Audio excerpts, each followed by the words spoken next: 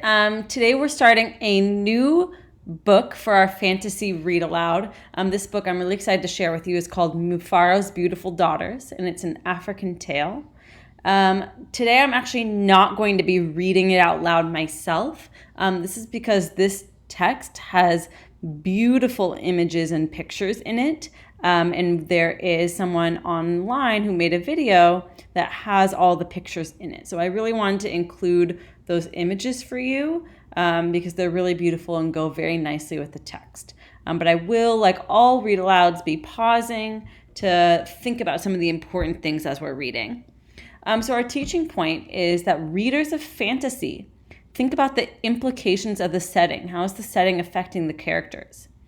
They also think about concepts of power, internal and external problems the characters face, and life lessons or themes that the readers and characters can learn. So let's get started because I'm excited about doing this with you.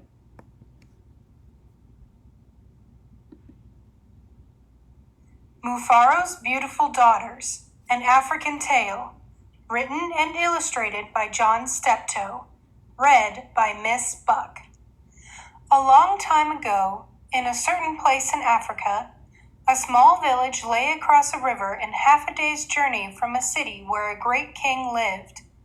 A man named Mufaro lived in the village with his two daughters, who were called Menyara and Nyasha. Everyone agreed that Menyara and Nyasha were very beautiful. Menyara was almost always in a bad temper. She teased her sister whenever their father's back was turned, and she had been heard to say, "Someday, Nyasha, I will be queen, and you will be a servant in my household." "If that should come to pass," Nyasha responded, "I will be pleased to serve you. But why do you say such things? You are clever and strong and beautiful. Why are you so unhappy?" "Because everyone talks about how kind you are, and they praise everything you do," Menyara replied. "I'm certain that father loves you best, but when I am queen, everyone will know that your silly kindness is only weakness." Well, I had to pause there because I feel like we just learned a lot about the relationship between these two sisters. So Menyara and Nyasha have a contentious relationship, I'm noticing. Contentious means negative, and they're kind of at each other, like kind of fighting almost.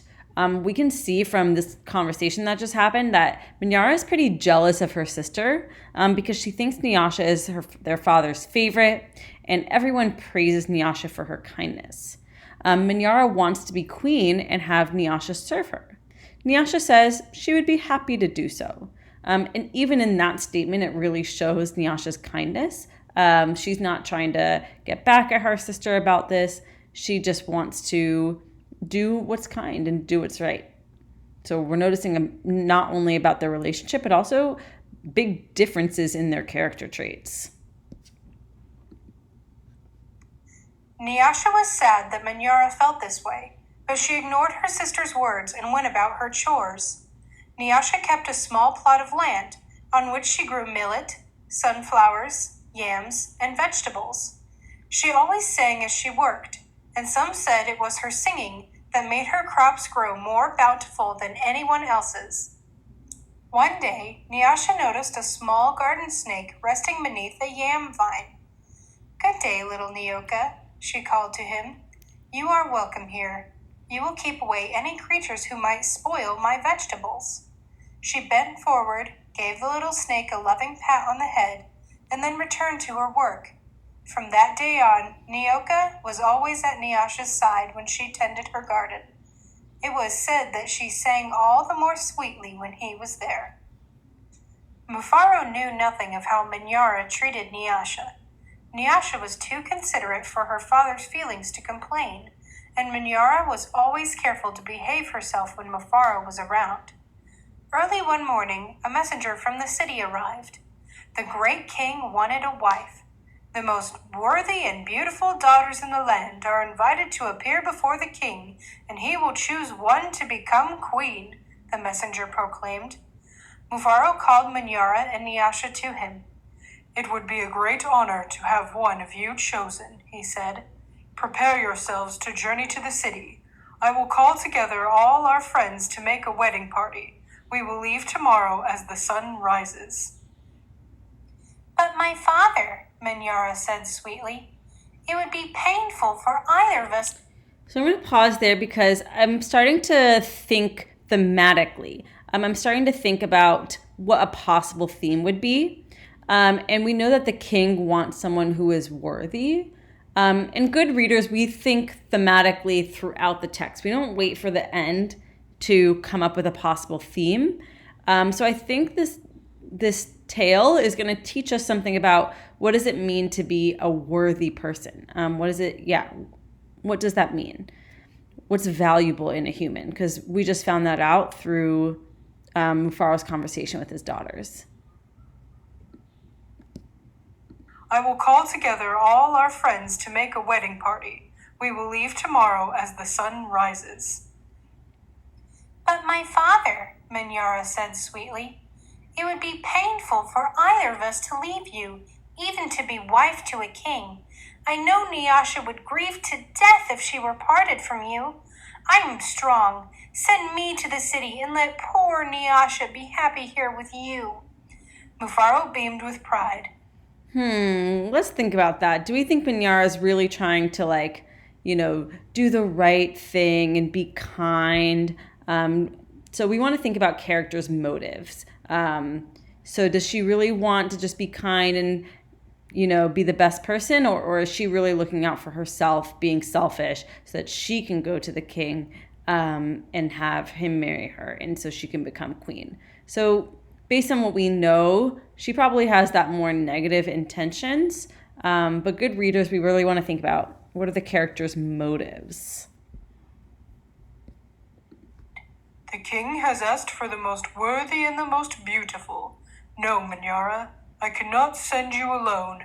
Only a king can choose between two such worthy daughters. Both of you must go. That night, when everyone was asleep, Menyara stole quietly out of the village. She had never been in the forest at night before, and she was frightened.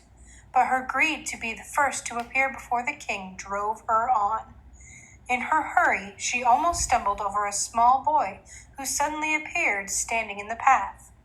Please, the boy said, I am hungry. Will you give me something to eat? I have brought only enough food for myself, Menyara replied. But please, the boy said, I am so very hungry. Out of my way, boy. Tomorrow I will become your queen. How dare you stand in my path? After traveling for what seemed to be a great distance, Menyara came to a small clearing. There, silhouetted against the moonlight, was an old woman seated on a large stone. The old woman spoke. I will give you some advice, Menyara. Soon after you pass the place where two paths cross, you will see a grove of trees. They will laugh at you. You must not laugh in return. Later, you will meet a man with his head under his arm.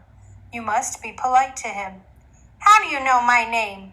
How dare you advise your future queen? Stand aside, you ugly old woman, Menyara scolded, and then rushed on her way without looking back. All right, we're going to stop there. But we noticed from those last two scenes with Menyara, with the boy, and then also with this woman, she's really showing her true colors. She's not a very kind person. She's acting very selfishly and very boastful. Like she's very overconfident that she's going to become the queen. And she's not being very nice about it. She's putting these people down. She's saying I'm going to be your queen. So she's really not acting very respectfully. So I'm starting to think that we're going to be learning, or one of the lessons that this author is going to be teaching us is about how to be in this world and how to treat other people and the importance of being kind. So your short response that you're going to write is, how are Menyara and Nyasha's points of view about becoming queen similar and different? And I want you to use two details from the text, of course, to support your response. So how are Menyara and Nyasha's points of view about becoming queen similar and different? Can't wait to see what you write.